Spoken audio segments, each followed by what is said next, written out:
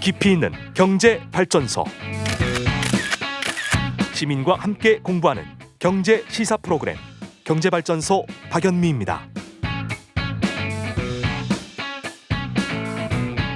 네, 제 옆에 국내 최고의 평론가 김영대 평론가 나오셨습니다. 안녕하세요. 안녕하세요.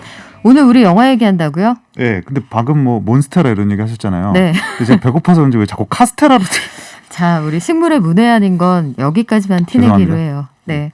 오늘 어떤 영화 얘기할 거예요? 지금 따끈따끈한 영화죠. 네. 샹치와 텐링즈의 전설. 일단 샹치, 텐 링즈 약간 중국 느낌이 있네요. 그럼요. 네. 예, 중국 히어로를 주인공으로 삼은 뭐 아주 역사적인 또 마블 영화가 되겠는데 MCU라 그러잖아요. 마블 시네마틱 유니버스. 이제 페이즈 4라 그래갖고 이제 네 번째 이제 시리즈가 나오는 두 번째, 그 중에서도 두 번째 영화입니다. 블랙 위도우가 첫 번째였고 네. 이제 샹치가 이제 두 번째 영화가 되겠는데, 저는 사실 뭐 솔직히 말씀드리면은 또 할리우드가 또 마블이 또 이 아시안에 대한 영화를 만든다, 이런 거 자체가, 이런 아이디어가 자체가 그렇게 크게 기대가 안 됐어요. 솔직히 말씀드리면. 늘 봐오던 대로의 시각을 보여주겠구나. 그렇죠. 우리가 뭐 이런 편견이 좀 있죠. 오리엔탈리즘 뭐 이런 말도 있지만 네. 이것도 전형적이면 어떡하나, 오히려 좀 우려가 많았는데 그 우려를 말끔히 아마 씻어도 좋지 않을까 싶을 만큼 지금 초기 반응은 굉장히 폭발적입니다. 아, 그래요? 네. 이게 그 중국 노동절 연휴 동안 굉장히 많이 봤다고 하더라고요. 미국이죠, 미국. 네, 네네네. 미국이요. 뭐 노동절이라고 하면은 뭐 최고의 어떤 그 뭐랄까요, 연휴죠. 그 흥행작들이 쏟아지는 가장 중요한 시기인데, 지금 3일 동안 7,140만 달러를 벌었다고 돼 있고, 지금 예상 매출이 나아가서는 지금 9천만 달러 이상을 지금 돌파했다고, 제가 와. 방금 확인한 거는 9,200만 달러 네. 정도가 지금 예상이 되고 있어요. 근데 이게 상징적인 게 뭐냐면, 지금 우리가 코로나 국면에 우리가 이 방송에서도 극장의 타격 같은 거 많이 말씀드렸죠. 물론 그렇죠. 국내의 이야기들이 많았지만은 전 세계적으로 당연한 이야기인데, 이게 지금 2019년, 그러니까 코로나 발생 이전의 기록을 회복했을 뿐만 아니라 그 기록을 능가하고 있어요. 그래서 지금 2007년 이후로 네. 노동절 가장 큰 히트작이라고 합니다. 굉장하네요. 지금 미국도 사실 코로나 사정에 녹록지가 않단 말이죠. 미국에서 노동절은 증시도 휴장할 만큼 큰 명절 같은 건데, 맞아요.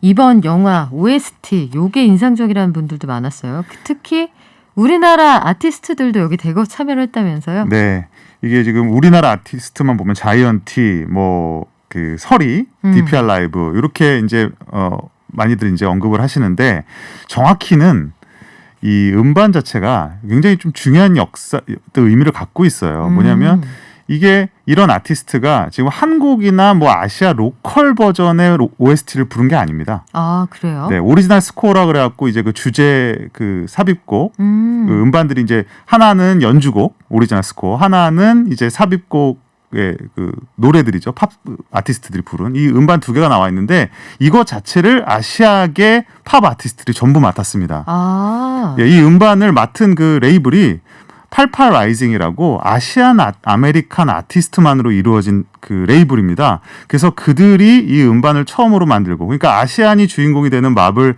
영화의 주제 음반을 아시안 아메리칸이 만들었다는 거. 이게 이제 그 대표성이라는 거에 있어서 지금 미국 어떤 주류 영화, 할리우드 영화의 하나의 커다란 역사적, 하나의 뭐 진보라고도 말씀드릴 수가 있겠고요. 명백한 변화가 좀 있다는 얘기인데, 그렇습니다. 이게 주인공이 중국 히어로잖아요. 맞아요. 근데 정작 중국에서는 개봉이 안 될 수도 있다, 이런 얘기가 왜 나오죠? 바로 그 점 때문에 지금 글로벌 흥행 타격이라고 합니다. 왜냐하면 지금 중국 시장이 미국 다음에 두 번째 큰 시장인데, 정작 이 영화가 개봉이 지금 사실상 어렵게 됐어요. 그래서 지금 개봉 안 되는 두 번째 마블 영화다, 이렇게 말이 나오고 있는데, 지금 최근에 발표된 뭐 CCTV가 발표한 개봉작 리스트에도 없고요.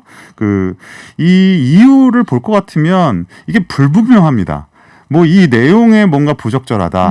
뭐 이게 여전히 오리엔탈리즘적인 시선을 갖고 있다. 뭐 그 아버지로 나오는 그 배역이 그게 중국의 전통적인, 미국에서 네. 보는 중국의 전통적인 악당의 이미지를 그대로 재현하고 있다. 어허. 그렇기 때문에 중국의 어떤 역사를 어떤 모욕적으로 그리고 있다라고 말은 하는데, 정작 그거는 그렇게 설득력이 있어 보이지는 않습니다. 확 잡히진 않네요. 네, 네. 오히려 최근에 이제 중국이 요 시진핑 국가주석을 중심으로 해서 지금 다양한 문화에 대한 통제 그 정책들을 내놓고 있거든요.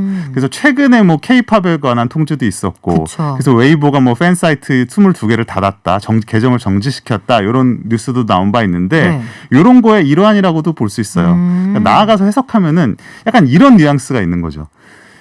이런 좋은 소재를 중국을 멋있고 제대로 그릴 수 있는 소재를 미국이 마블 영화를 통해서 한다라는 거가 중국 입장에서는 뭔가 기분 나쁜 포인트가 있을 수 있다라는 우리 거죠. 거 약간 뺏긴 느낌? 뭐 그런 것들 건가요? 주도권에 대해서 뭔가 밀린다는 의식을 가질 수도 있는 것이고, 물론 그거를 또 할리우드 영화의 소재로 삼는다는 것 자체를 물론 중국인들 입장에서 네. 중국 정부의 입장에서 그걸 뭐 경계하는 것도 어느 정도 납득은 되지만 전반적으로 봤을 때 이게 단순히 어떤 내용이나 이런 문제는 아니다. 그래요. 제 생각에는. 이해가 확 되진 않는 게 그동안에 그 할리우드가 동양을 그리던 그 전형적인 시각은 아니거든요. 오히려 벗어났죠. 그래서 그쵸. 오히려 환영해야 될 일인데 오히려 그런 중국과 미국 간의 그런 좀 예민한 정치적인 그 서로 간의 견제 같은 것들, 네. 또 최근에 다시 말씀드리지만 중국이 벌이고 있는 어떤 문화에 대한 통제 같은 것들의 영향이 여기도 미치고 있는 것이 아닌가 그런 생각도 해봅니다. 그래서 그런 걱정도 있더라고요. 일단 지금 말씀하신 것처럼 중국의 아미들이 모여서 그 BTS 지민 씨 생일을 축하한다는 비행기? 항공기 랩핑을 네. 했을 때 거기 완전히 그 일단 계정이 중단이 됐고, 맞아요. 그리고 리사 씨, 네. 블랙핑크 리사 씨의 그 팬 사이트에서도 계정이 중단이 됐다고 하고, 아티스트당 앨범도 한 장씩만 사게 하라고 아예 규정을 내렸다고 하는데, 심지어 여성적인 외모를 한 남자 아티스트들을 규제한다. 이런 것 TV에 못 나오게 한다는 뜻이에요. 그렇죠. 예, 그리고 그런 것을 뭐 조장하는 다양한 행동들을 뭐 팬 활동들을 통제하겠다. 그러니까 정확히 납득은 안 가요. 여성스럽다는 것의 기준은 뭘까요? 그리고 네. 이것이 사실 오래된 산업이고 뭐 서구화, 뭐 케이팝 이런 게 어제 오늘 일이 아니지 않습니까? 그러니까 그거를 갑자기 통제한다라는 거는 논리적으로는 납득이 되지 않고, 이건 다분히 어떤 정치적인 그 권력의 어떤 이 통제를 좀 더 강화하려는 그런 내부적인 결속을 강화하려는 움직임의 일환으로 봐야 되지 않나, 저는 그렇게 봅니다. 자, 그러면 우린 경제발전소니까 샹치를 이렇게 중국이라는 큰 시장에서 개봉하지 못하게 하면 이 원금 회수하는 데 어려움이 있지 않습니까? 그럴 수 있을 것 같아요. 일단 글로벌 수익 자체가 워낙에 줄어들고, 이게 뭐 그 어벤져스 이후에 사실 모든 영화는 기본적으로 중국 시장에서의 수입을 상정을 한 상태에서 이런 것들이 이루어졌거든요. 근데 여기서 만약에 큰 타격을 입게 된다라면 아무리 지금 미국 내에서 그 코로나 이전 국면으로 관객 수를 회복했다고 하지만 전체적으로 봤을 때의 이 손실은 뭐 감안해야 되지 않을까, 이런 생각이 듭니다. 그래요. 지금 중국의 멀티플렉스들이 좀 고전할 수도 있다, 이런 얘기도 나오더라고요. 앞으로 어떤 흥행 성적 기록하게 될지 샹치 우리 한번 기대해 보겠습니다. 오늘 보러 갑니다. 그래요? 네. 다음 주에 감상평 한번. 알겠습니다. 네, 지금까지 국내 최고의 평론가 김영대 평론가와 함께했습니다. 고맙습니다. 고맙습니다.